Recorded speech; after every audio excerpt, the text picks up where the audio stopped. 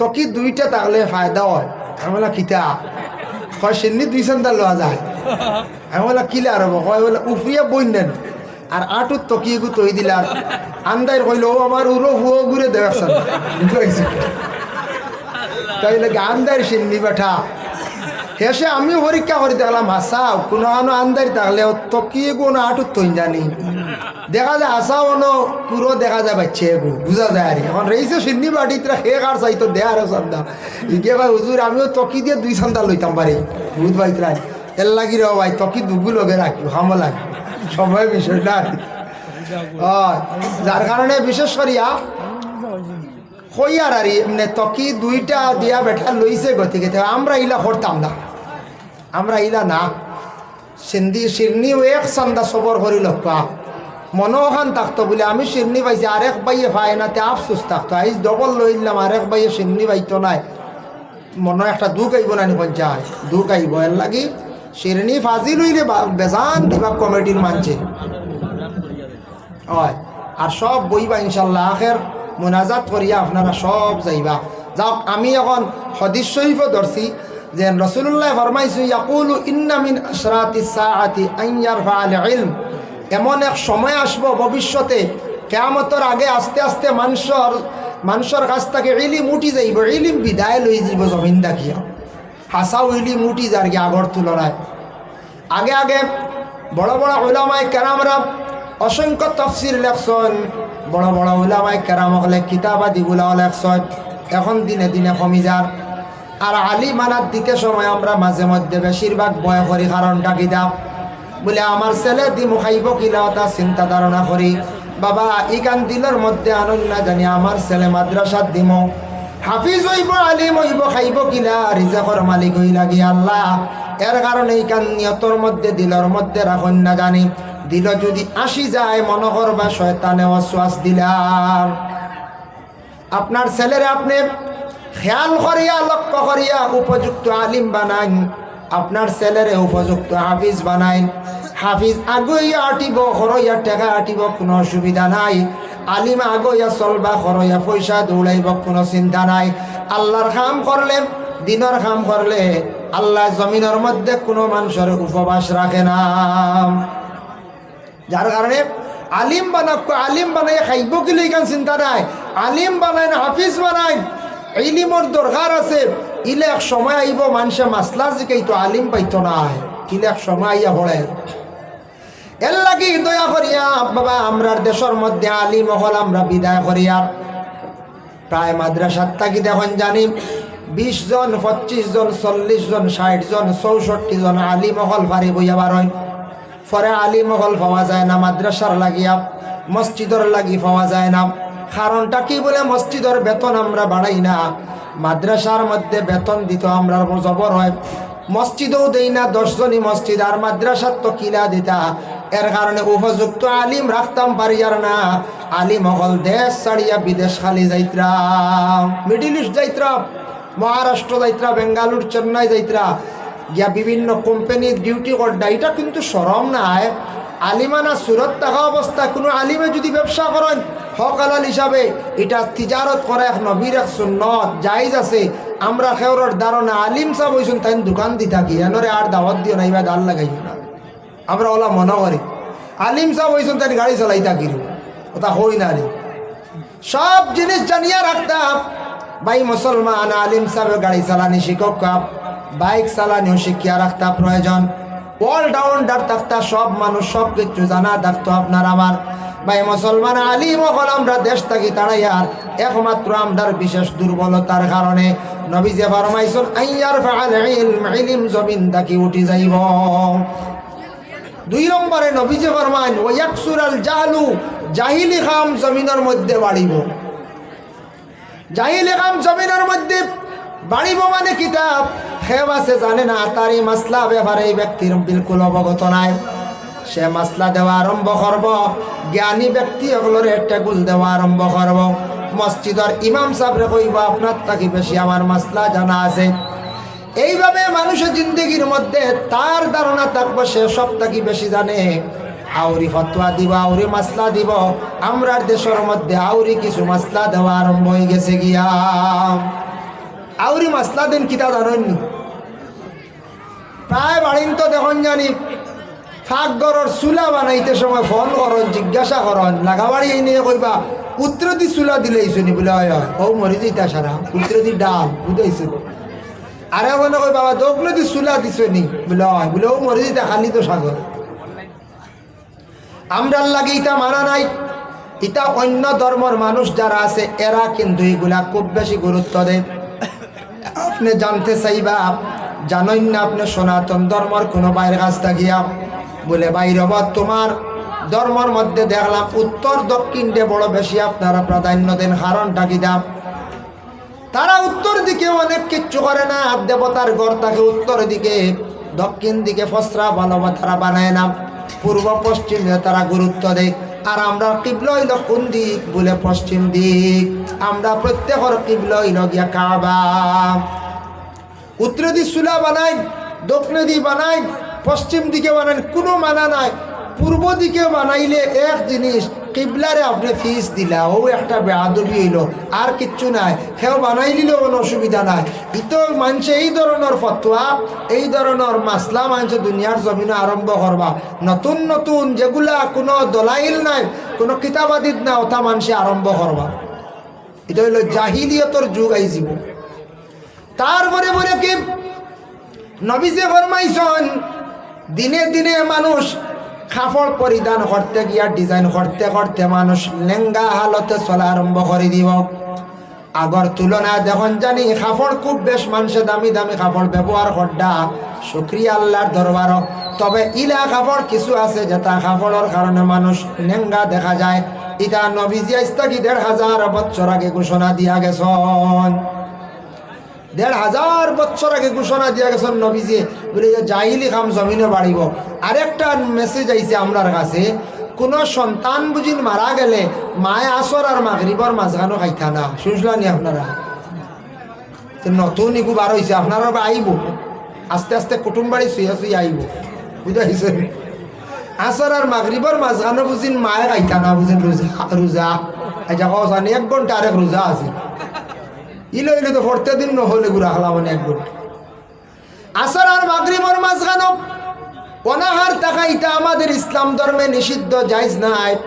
ইটা দেশের মধ্যে কিছু এক গুড়া মানুষে বার করে লাইছন, মা বই নকলে বার করছ। কিছু মা বই নকলে কইব গো তুমি ইটা খাইও না আসর আর মাগরিবর মাঝখানো, তোমার বাচ্চার ক্ষতি কর, বাবা বাচ্চা পাইতা নাই। মূলত বাচ্চা নাই তে খাইলে কিতা অসুবিধা।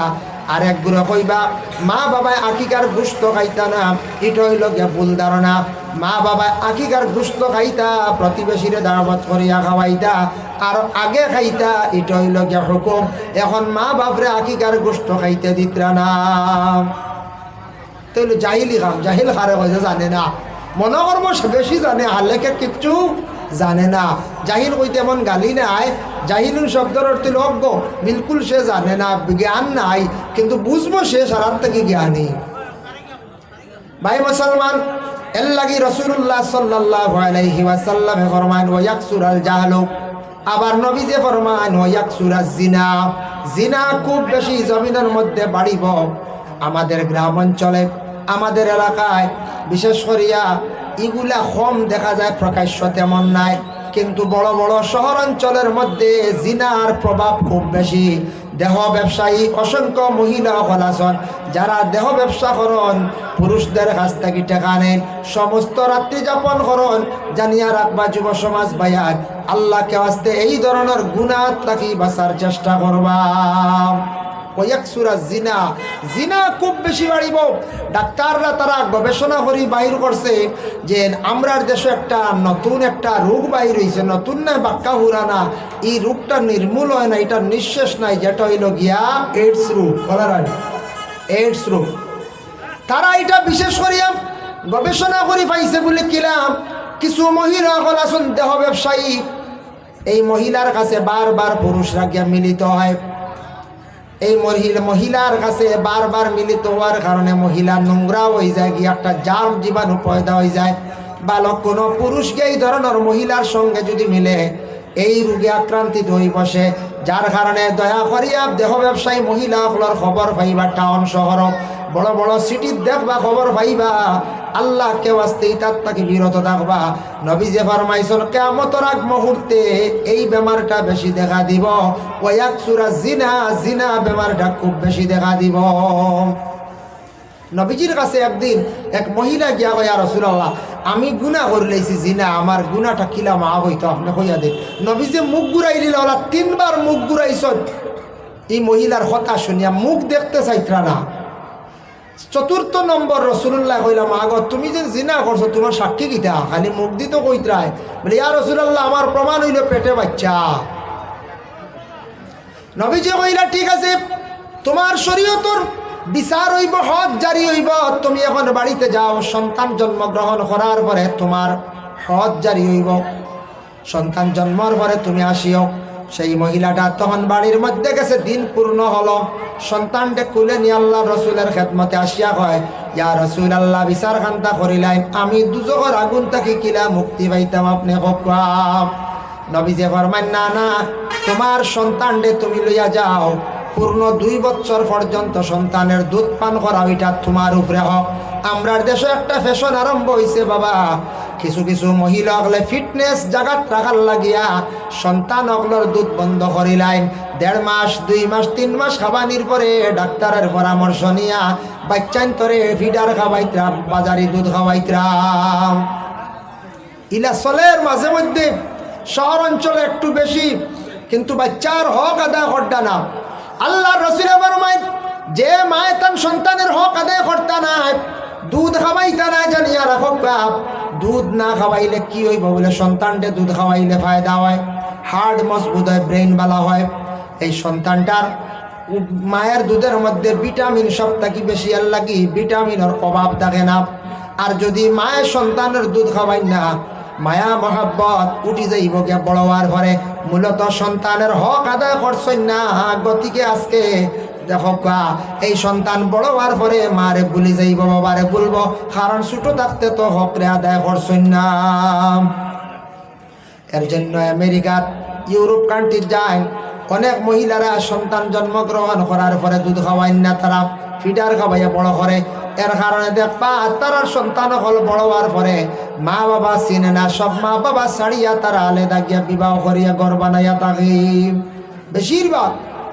এর লাগি সন্তানের হক আদায় করতাম। নবীজি ফরমাইছেন 2 বছর পর্যন্ত দুধ পান করো, 2 বছর ফুরিয়ালে মেয়েটা আবার আসছে। নবীজি ফরমাইন, না, তোমার বাচ্চা হাত দিয়ে তুলিয়া খাইতেও পারেনি। বলে, জি না।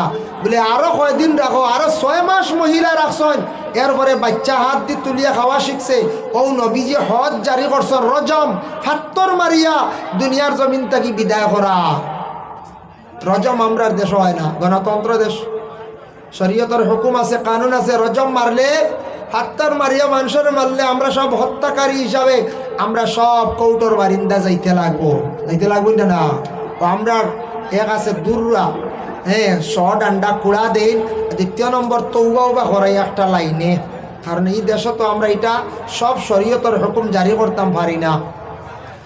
নবীজি অতটুক কঠোরভাবে কইলাম, এই মহিলা আর বিশেষ করিয়া মহিলার কইলা, রাসূলুল্লাহ, পাথর মারিয়া তুমি দান মারো। মাথার মধ্যে পাথরের আঘাত লাগলো, রক্ত চিৎকারি দিয়ে উড়িয়া গেল, উমরের গায়ের মধ্যে ছিটা পড়লো। উমর এখন, ইয়া রাসূলুল্লাহ, নাপাক রক্তটা আমার শরীরের মধ্যে লাগলো, বড় ভয় করিয়া। এর জন্য নবীজি ফরমাইছেন, ইয়াকসুরা জিনা, জিনাটা খুব বেশি বাড়িব। আবার নবীজি ফরমান, ইয়াকসুরা শুরবাল খাম, মদ খুব বেশি দুনিয়ার জমিনের মধ্যে বাড়িব। এর লাগি মদ আগের তুলনায় ওপেন হয়ে গেছে গিয়া। মদ দেখুন জানি বাজারের মধ্যে লাইসেন্সওয়ালা দোকানও বিক্রি করা হয় কি হয় না? সরকারে আবার আপনার কাছে যদি 1 কার্টন মদ পায়, পুলিশে ধরব, আপনি জেল খাটতে লাগবো। অবৈধভাবে আপনার লাইসেন্স নাই, বিনা লাইসেন্সে আপনি যদি মদ বিক্রি করেন এবং খাওয়ার দেখে পুলিশে কি করে শাসন করিয়া থাকে। আমি একদিন জিজ্ঞাসা করলাম মদ বিক্রেতার কাছে, দোকানদারের কাছে, আপনার আর দোকানের সামনে গিরিল খেনে লাগায়, গিরিল থাকেন ডাইরেক্ট ফাঁকে দি বোতল কিনিয়া নেন, দেখছেন না? হইলে আমরা আর একটা অর্ডার হইল গিয়া, লাইসেন্স দিছে, তবে গিরিল লাগাইতাম মধুড়িয়ে খাইয়া কোনো জায়গার যদি দোকানও মাইর করে বাঙ্গিলা কয়টাতে কেইসু হয় না, বুঝবাইছেন? ই কেইস কৌটে লয় না, বুঝবাইছেন?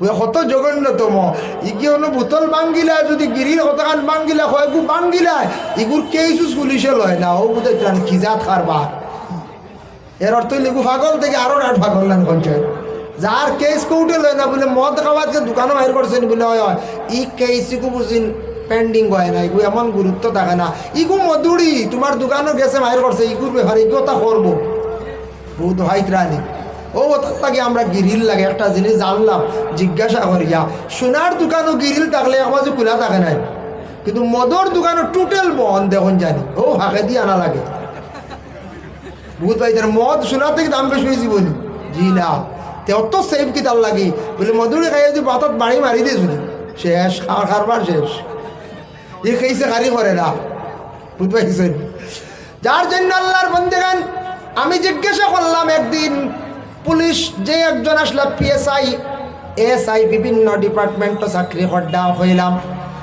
মদ সরকারে আবার অবৈধ ঘোষণা দে দরিলায় পুলিশে বিক্রি করতে বা খাইতে ধরে নিষেধ করে বাড়িয়ায় আবার সরকারে আবার লাইসেন্স দে তার কারণটা কিনা হইলাম মদটা সরকারে বানাইছে সাধারণ জনগণের জন্য নাই দেশ রক্ষার্থে ব্যাটালিয়ান যারা আছে ফৌজ ডিপার্টমেন্টে যারা আছে এরা খাইবার লাগে খাইতো শরীরে এনার্জি থাকতো এরা ফৌজি খাইতো এখন দেখা যায় ফৌজি তো আমরা সারা ফৌজির থাকি আরো এক গুঁড়ো ডাট ফৌজি থেকে আরো ডাট ডাট এখন যায় ফৌজি তার খাইয়া তার দেশ রক্ষা তার শরীরের চেতনা আছে খার বন্দুক লইয়া ঘুরের মাল লইয়া ঘুরে ফয়েল করতে দেখা যায় আমরাই ঘুরে খাইয়া হতো উল্টিয়া ফটটা কাপড় মারিতরা ফেক উড়ইয়া বাড়ি যাইতরা মানুষে দেখিয়া কথা ও আইসে খাই দিছে ওই তো বেশি খাই দিছে তা হই না হ্যাঁ হায় রে হায় আমি চিন্তা করি ভাই না অনেকদিন একটা পোস্ট দেখলাম মদ যে বানাইয়া বিক্রি করে কোম্পানির মালিক বেটায় মার্সিডিজ গাড়ি লিয়া ঘুরে আর আমরার ভাগো ইনতেন রুজি করেন হয়ে টেকা ইনতেন দেখবা 200 দি খাইয়া উল্টিয়া ফড্ডা বাড়ি দিয়া আউরি আজি থাকি হ্যাঁ খোলা রানি জীবন বরবাদ ধ্বংস অনেকদিন দেখলাম এক ছেলে বাইরে গিয়া যুগালি খামাবো করে হে দেখি 43,000 টাকার সেটগুলো লই দিছে আমার কইতা আপনারা পারতেন না আপনারা ছিড়ামি করো আমারও দেখছে টেম্পার ফাটা আমি লাগাইতাম বদলাই সময় জানবো ওটা সেট নি আপনারা তো ছিড়া মানুষ বুঝেছি আমি বললাম একটু কত রে যে সুন্দর সেট দিব মনে হয় বাউল দিছি 43,000 টাকা হইলাম এগুলি কিতা করতে বলে খাম আছে তা বুঝতাই না আপনি বুঝেছি তো তুমি কিতা করো বললেন যুগালি করি আবে যুগালি 500 হাজিরা ভাই বাইরা গিয়া ও কইলাম রে তোর তো এগু দরকার নাই আবো তুন পুরা কর্ম শিখছত না রুজি করা শিখছত না তুন কোন কারণে আজকে 43,000 টাকার সেট লইলে ইগু তো অশিক্ষিত মানুষের দরকার ইগু তো একজন মহরির মানুষের দরকার একজন পুলিশের দরকার নেটওয়ার্কে অনেকে বিজনেস করে এরার দরকার এরা মানুষের দরকার তুমি তো সাধারণ মানুষ আবো রুজিও জানো না তোমার এগুলো অত টাকার দরকার কিতা 10,000 টাকার সেট লইলেও তো তোমার চলে যায় কত দামি দিয়া দাম দিয়ে এখানে সেট লইলা বলে হুজুর এটা সিস্টেম আছে বুঝতেন একলগে লইছি না বলে কিলা বলে 3,000 জমা দিছি আর 40,000 2 মাসে দিয়া মাসও 2,000 করে দিয়া যাইতাম সুযোগও বালা দিছে না নি আমি বলে ওইলেও কি তৈল 43,000 সেট কিরে খানো সিমেন্টও ভরবো উঠিয়া উঠে জি নাই তা গড় তুইয়া যাইমু তা রাইট চালাইমু বাইরে খেয়াল করেন যুব সমাজ বায়ান জীবনে কর্ম করেন রুজি রোজগার খেয়াল রুজি রোজগার করার চেষ্টা করেন মানুষের লাইফ হইল গিয়া মেইন মাত্র 20 বছর প্রথম 20 বছর আপনার বাবার দায়িত্বে আপনি আসেন রুজি রোজগারও গেছেন না রুজিত গেছেন না পড়াশোনার দায়িত্বে আসলা বাবা কোনোদিন আপনার ফাঁসিছেন না 21-22 বছর থাকি আপনি পড়া তো বাদ দিলাইছেন মনে করেন এখন কর্ম শিখিতায় যে কোনো একটা খাস শিখিতায় ব্যবসা বাণিজ্য শিখিতায় ও 21-20 বা 22 বছর থাকি আপনি 40-এর ভিতরে এই সময় শরীরের একটা থমথমি থাকে এই সময় শরীরের মধ্যে চেতনাও থাকে এই সময় মানুষের মাথা ব্রেইনও কাজ করে এর আগে ফাতলা বয়স থাকে মন থাকে ও সময় মেহনত করিয়া জিন্দগিতে রুজি করার চেষ্টা করক এই সময় বেশি বেশি করিয়া আল্লাহ আল্লাহ করক আল্লাহ বড় কবুল করেন জোয়ানকির সময় 40-45 পরে বাটিও লইলা শরীর কমজোর হয়ে যায় এর লাগি ও বয়সের ভিতরে যদি জীবনে মেহনত করিয়া পয়সা বানাইতা পারন জীবনে আপনি সুখী হইবা। এই জীবনের ভিতরে এই বয়সের ভিতরে যদি আল্লাহ আল্লাহ করতে পারন আপনার লাইফ সুন্দর হয়ে যাব। আল্লাহ আল্লাহ করিয়া মজা পাইলেইবা পরবর্তীতে বাকি যতদিন থাকবা আল্লাহ আল্লাহ করতে আপনার কোনো অসুবিধা হইতো নাই। এর লাগিয়ে দয়া করিয়া ও মেইন লাইফ ও সময় নষ্ট ঠাল হয় বুঝাইছেন ঠাল কন্যান বা ঠালার টায়ার ঠালও লয় না জায়গা সাইকেল ঠাল মানে বেখা হয় না ও বেফতে যায় ও সময় গুটকা উটকা খাইয়া খাইয়া আস্তে আস্তে হবুত হারি যায় বুঝাইছে। গুটকা ইটা কম খাপা গুটকা কমাইয়া খাই ছোট ছোট বাচ্চা নিতে দেখছি গুটকা খাইতরা ক্যাপি খাইতরা এইভাবে বিভিন্ন নেশা জাতীয় জিনিস খাইতরা বাইরে এটা আমরা লাগে ক্ষতিকারক। আপনার লাইফ আছে জীবন আছে জীবনের মূল্য আছে দাম দেন। আমার একদিক ক্যান্সার হসপিটাল একজন ডাক্তারে কইছে তারা কইছে গোটা ভারতের মধ্যে সবথেকে বেশি নর্থ ইস্টের মধ্যে ক্যান্সার বেমার। আমরা নর্থ ইস্ট বুঝবই তো নর্থ ইস্ট ক্যান্সার বেমার সবথেকে বেশি তারা গোটা ভারত থাকি যা ভারতে তা একলা নর্থ ইস্ট তা মানে সবথেকে বেশি ক্যান্সার বেমার। আমি কইলাম ডাক্তার সাহেব তার কারণটা কি বলে বেশিরভাগ নেশা জাতীয় জিনিসগুলা নর্থ ইস্টর মানছে পান করে। হাসাও তো আমরা ফানোর মধ্যে কত ডিজাইনের ফান খাই নানি কত ডিজাইনের ফানও আছে। এরপরে দেখো কাম নেশা জাতীয় কত জিনিস আমরা দেশ বিশেষ করে নর্থ ইস্টর মধ্যে আছে। আমরা এইগুলার প্রতি বেশি আগ্রহী কত নেশা আমরা খাইয়া থাকি। এর কারণে বেশিরভাগ ক্যান্সার বেমারটা আমরা নর্থ ইস্টর মধ্যে ভাই ইন্ডিয়া আল্লাহকে বাঁচতে এই ধরনের জিনিস থেকে বিরত থাকুন। জীবনের মূল্য দেন জীবনের দাম খান্দা দেখা একদিন আফসুস করবা খান্দিবা আপনার জীবন নষ্ট করবা। আইসুন নি থাকি মাশাআল্লাহ আই গেছেন মৌলানা আলিমুদ্দিন সাহেব ওইতে আমার হদিস শেষ হয়ে গেছি চুড়ে মাত্র হয়েছে ওয়াক সুরা সুরবাল খামর মদ খাওয়া খুব বেশি বাড়িব। যার কারণে বিশেষ করিয়া আল্লাহ আমরা প্রত্যেকের তৌফিক আমি 60টা মাতি দিকে মাতিলাম আর তোরা কোরআনের ব্যাখ্যা করলাম। আল্লাহ আমরা প্রত্যেকের তৌফিক দর্শক হোক আল্লাহুম্মা আমিন। ওমা আলাইনা ইল্লাল বালাগ ওয়া আখির মুহাদ্দিস সাইসুন ওয়া আখিরু দাওয়ানা আনিল হামদুলিল্লাহি রাব্বিল আলামিন। একু কই দিছি আর সামনে হেরান হইয়া এগুলো কইছেন আমরা শুনতাম। আচ্ছা দিলাম নারায়ে তাকবীর নারায়ে তাকবীর হযরত মাওলানা শেখ হাফিজ আলিমউদ্দিন সাহেব নারায়ে তাকবীর নারায়ে তাকবীর। আইও কোন হয় জি নাই মাশাআল্লাহ হুজুর তশরিফ লই আইছেন। যারা প্যান্ডেলের বারে আছি আমরা মাইকের আওয়াজ শুনিয়া ভাই সকল প্রত্যেকের কাছে আগেরই আরজ আপনারা প্যান্ডেলের ভিতরে তশরিফ আনবা অতি কম সময়ের ভিতরে হুজুরে সামান্য নসিহত করিয়া আমরা লইয়া আগেরই দোয়া করবা আর ও দোয়ার লাগি আমরা সারাও জমা হইছি ইনশাআল্লাহ। এর লাগি সেও খালি যাইতে আমরা যারা আল্লাহরে ডরাই আর রসুলকে মহাব্বত করি প্রত্যেক যেন অতি সত্তর প্যান্ডেলের ভিতরে তশরিফ লইয়া আর এখন হুজুরে কসিদা হইবা ইনশাআল্লাহ। এরপরে মুহাদ্দিস সাহেব আইছেন খাম নাই বইও খাম না ইনশাআল্লাহ কইম। है जिसमें मोहम्मद सिराजम मुनीरा कहा है शान में जिसकी जिक्रं कसीरा है जिसमें मोहम्मद सिराजम मुनीरा कहा है शान में जिसकी जिक्रं कसीरा। खुदा ने हमारी हिदायत के खातिर खुदा ने हमारी हिदायत के